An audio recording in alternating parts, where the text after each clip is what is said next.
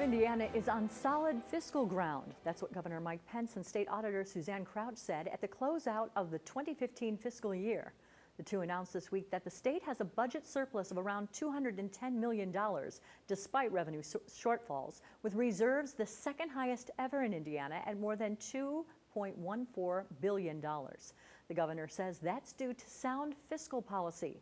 Critics, like the Indiana Democratic Party, claim that growth in the state's fiscal reserves has, in many cases, meant shrinking services for Hoosiers. They're talking about reversions, the state's practice of taking budgeted but unspent monies and adding them back into the state's general fund. Democrats argue that the money should be used as it was intended, to expand services to Indiana residents rather than to pad the state's wallet. Governor Pence says it's important for Hoosiers' long-term well-being that the state remains fiscally strong. Indiana is one of only 11 states in the nation to maintain its AAA credit rating.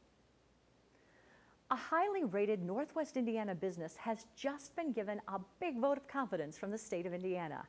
Hudak Construction in Griffith has been named one of the state's 20 businesses to watch. The honor is conferred on privately held Indiana businesses that have experienced exceptional growth and are well positioned for even greater growth in the future. Hudak, which got its humble start in a local garage, produces architectural millwork. General Manager Gary Hewlin says the award is a big deal. It's quite an honor. It's pretty.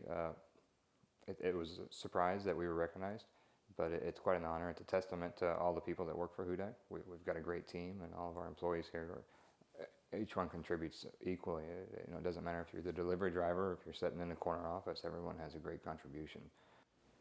All the 2015 companies to watch will be honored at a ceremony at the Indiana Roof Ballroom in Indianapolis on August 27th.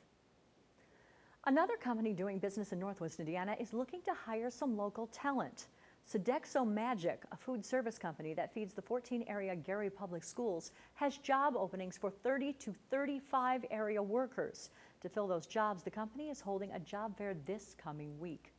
The Sodexo Magic Job Fair will be held on Wednesday, July 22nd from 9 to 4 p.m. at the Gary Area Career Center at 1800 East 35th Street. Those interested will be asked to fill out an application and give an on-site interview.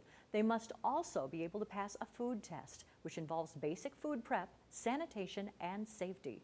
We do have individuals who have made a successful career within this company. We've had people to come in as food prep workers, and they've gone off to be general managers and even district managers.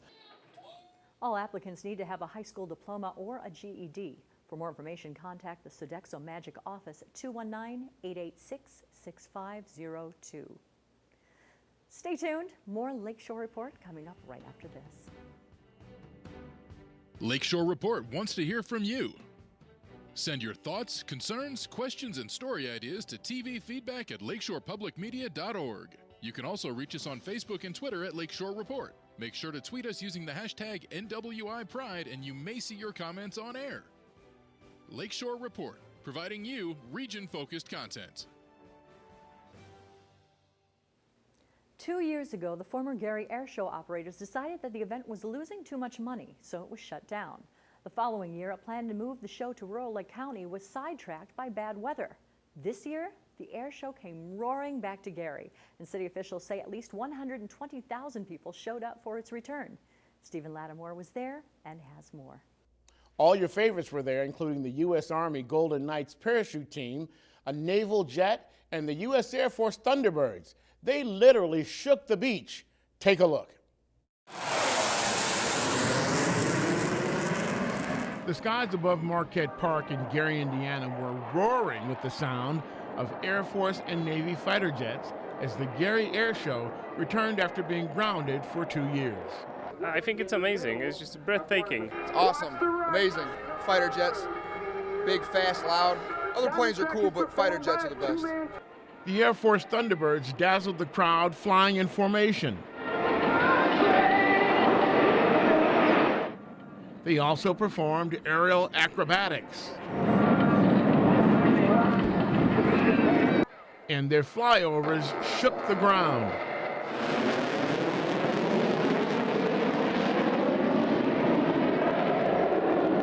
It's a very, very nice family function. It's going on very well. It's just absolutely wonderful.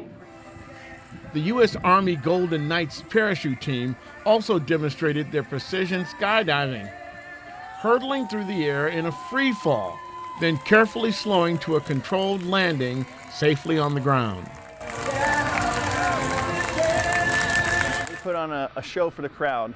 We show them what you can do while jumping out of an aircraft, and sometimes the military uses this for halo jumps, which stands for high altitude, low openings. That's what your special forces guys would do.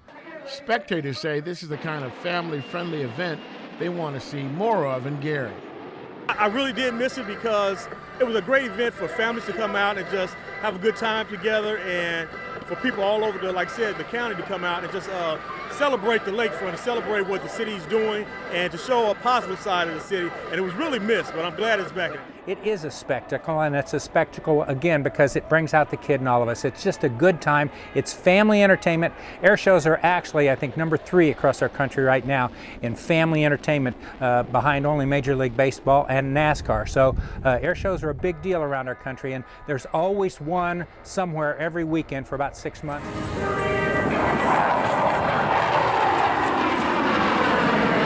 The question now is, how did the air show do? Well, if you go by the reaction of the people we talked to who were happy to have it back, it's a pretty good start.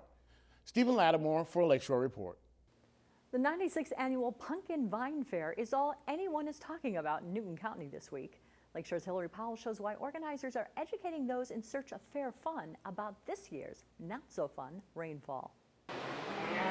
Cows, crowns, and talk about crops. In Kentland, Indiana, the annual county fair is an entertaining break from the norm. Is she sweet? But this year, that normal has meant lots of rainwater in the region. The Indiana Climate Office reports more than 17 inches of rain have fallen in Newton County since June alone, which means the talk around the fair is not about the good food, but about the bad water affecting crops. In Newton County, it's been huge. I know it is in our neighboring counties as well, but we have a lot of fields that were lakes, so it's been very hard on the farmers. That's why the Newton County Soil and Water Conservation District hosted Earth Night to give rain-logged residents tips on ways to handle the flood waters. We like to give out as much information and education as possible, especially with all the fields that have gotten flooded out. We're looking for perhaps putting cover crops on those empty fields to make sure that we don't have any erosion, because a lot of them will be barren.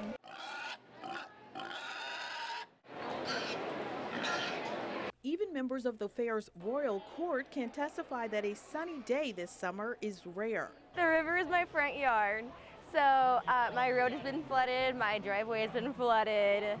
My neighbor across the street, his whole yard's been flooded. The water actually started going to his house, so he got a rowboat and he was rowing across the yard. If we don't take care of it, who will? Ag education teacher and FFA advisor Daryl Allen says the fair is a great way to combine entertainment with education. It allows us to kind of showcase what we've accomplished this year, so we have some exhibits of the different contests that our students were involved in. A lot of farmers that have been progressive and have already been putting tile in to take care of that excessive water. And everybody has come together for one common cause, our earth. In Kentland, Hillary Powell, Lakeshore Report.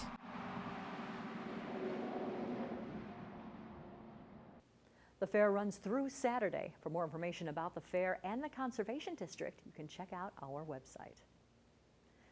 At the same time that the city of Gary is applauding some big success, like the return of its air show and the expansion of the Gary-Chicago Airport, the city is dealing with a crisis of resignations in its police force. Lakeshore Report's Michael Puente sat down with the president of the Gary Fraternal Order of Police to find out why Gary's thin blue line is getting thinner.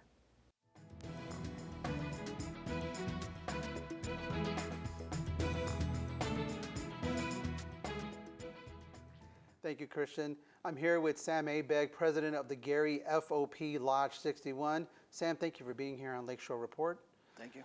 You know, we're talking about a situation where a number of officers have resigned from the Gary Police Department, 5 over the past couple of weeks, 25 or so in the past year. A lot of it is because of money. Tell us, what is the situation? What can be done about it? That's exactly what is causing it. You have a lot of these officers that are veteran officers with a great amount of experience that are finally to the point where they can't function anymore as far as like providing for their families and things of that nature. So they end up going to other agencies and stuff that can provide them with a salary that's competitive for what they're doing. Now the FOP, where we were talking about a little bit earlier, is looking for at least a 20% pay increase, about maybe a $10,000 increase to kind of put you more in line with some of the other kind of neighboring police departments like Maryville, Portage, Crown Point. Is that what you're asking for? Oh, absolutely. We're in a situation right now where they're kind of at the breaking point where we're getting into the low staffing numbers to where it's almost a critical situation that's starting to develop. So that's really the only way that they're going to be able to plug that hole.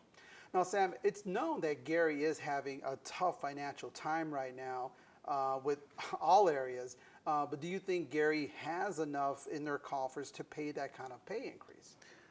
We certainly think that we've provided them with several options as far as how we can help assist them along to get to those numbers.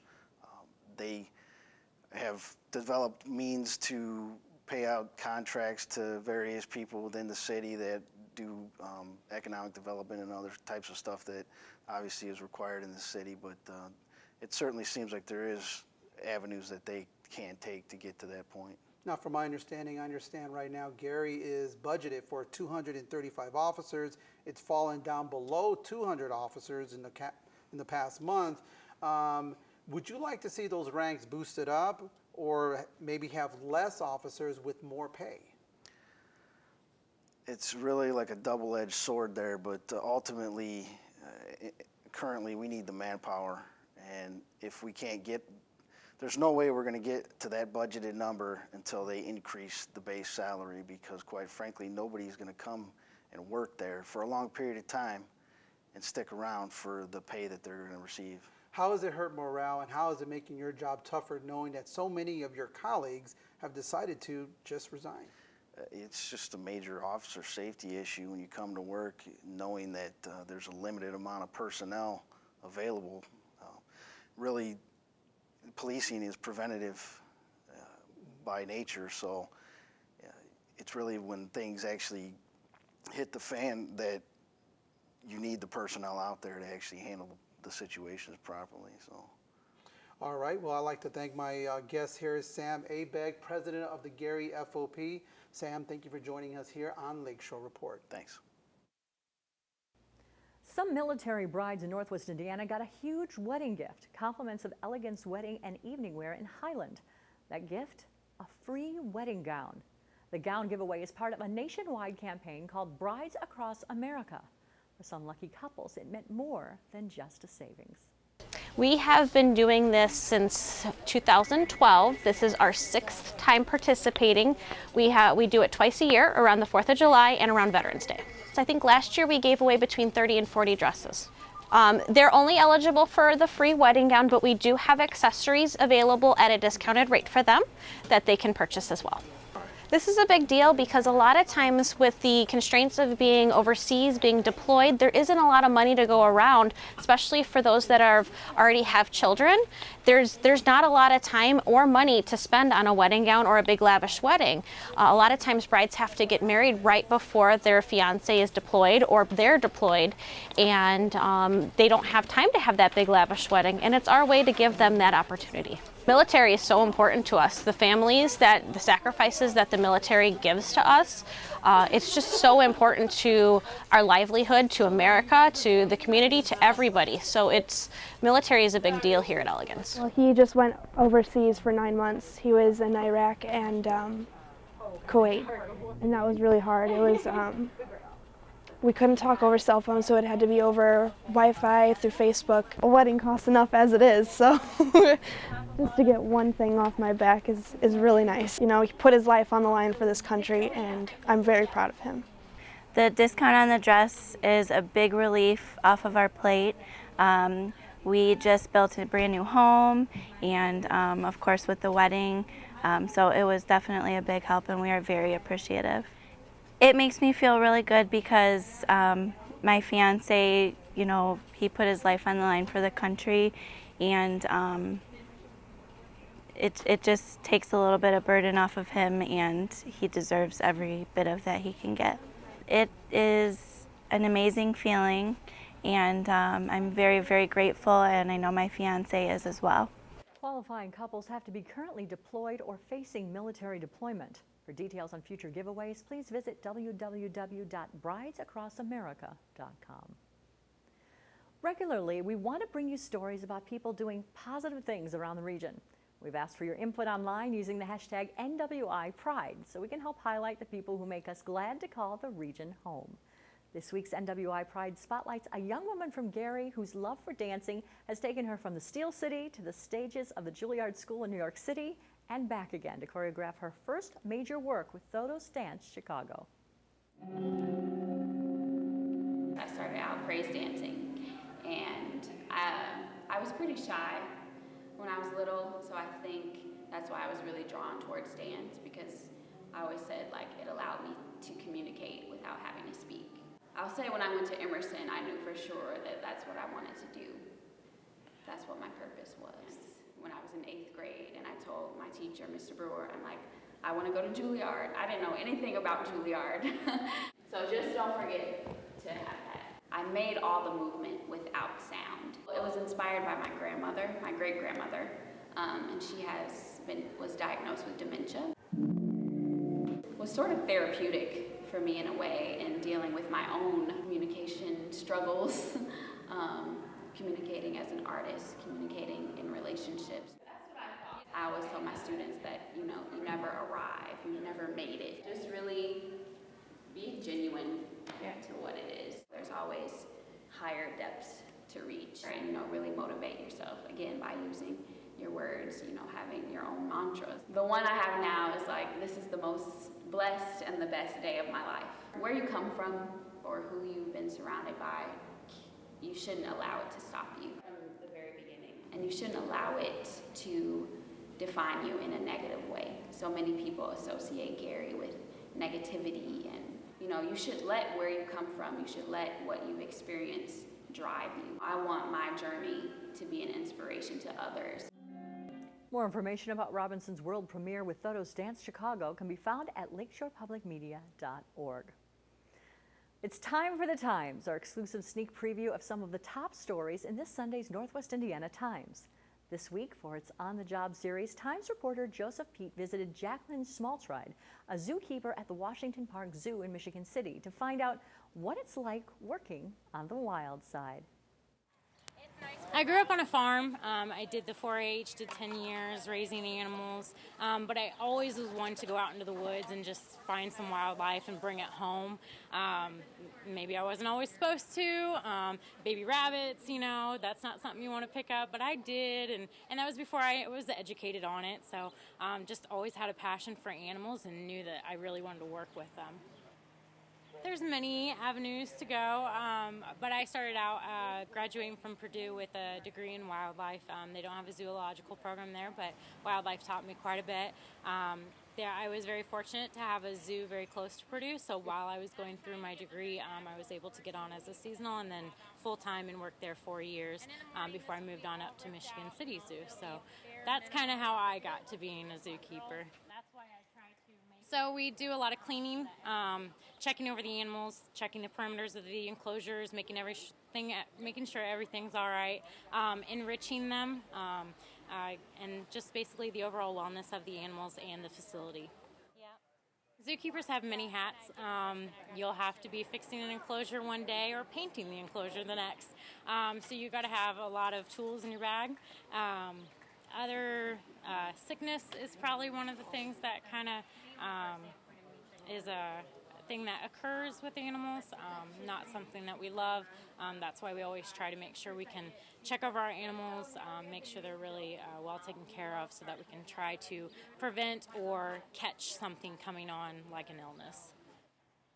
I love seeing them, seeing their, it's kind of weird to say, but happiness, especially when you're doing enrichment, just seeing them interact or not interact with something that you put in and really learning about them and their personalities. Animals definitely have personalities, and building that bond, they really become family to you. So that's rewarding for me. For more information about this story, check out the Sunday's Times or log on to www.nwitimes.com.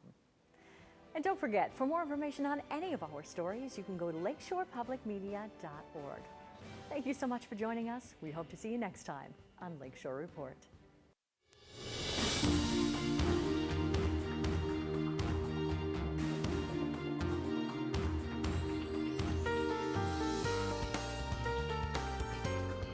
Hi, joining me for this edition of Eye on the Arts is Mike Reinhardt, the director of Ross Summer Theater at Maryville High School, Reinhardt Auditorium. Yes, after my dad. After your dad. Yes.